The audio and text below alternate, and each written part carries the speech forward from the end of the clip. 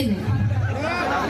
ఇంట్లో ఎంతమంది పిల్లలు ఉంటే నీకు 15,000 చెప్పండి అందరూ, మీకు వచ్చు కదా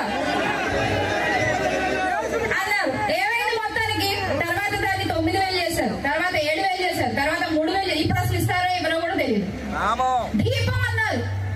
ఏమా దీపం వచ్చిందా? వెలగక ముందే ఆరిపోయింది. దీపం అదే వెలగక ముందే ఆరిపోయింది ఆ దీపం.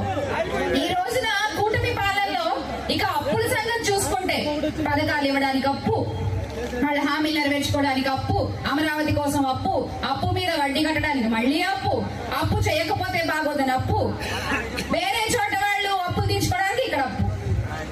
ఈ పోనీ అప్పు చేసిన డబ్బంతా ఎక్కడ ఉంది చెప్పండి అంటే అది మాత్రం చెప్పరు. నిన్న జగన్మోహన్ రెడ్డి గారు కూడా అన్నారు, ఏమయ్యా మేము అంత పెద్ద కరోనా లాంటి విపత్తుని తట్టుకుంటూ చెప్పిన ప్రతి హామీ ఇస్తూ 5 ఏళ్లు కూడా హామీలన్నీ నెరవేరుస్తూ మేము చేసిన అప్పు బలానా అయితే దాంట్లో 57% ఇప్పటికే చేసేసావు 1 సంవత్సరం అయ్యేసరికి అని చెప్పి అన్నారు. సో ఇది బాబు గారి పరిస్థితి. పోనీ ఏమయ్యా ఉంటుందా అంటే పబ్లిసిటీ మాత్రం పుష్కలంగా ఉంటుంది.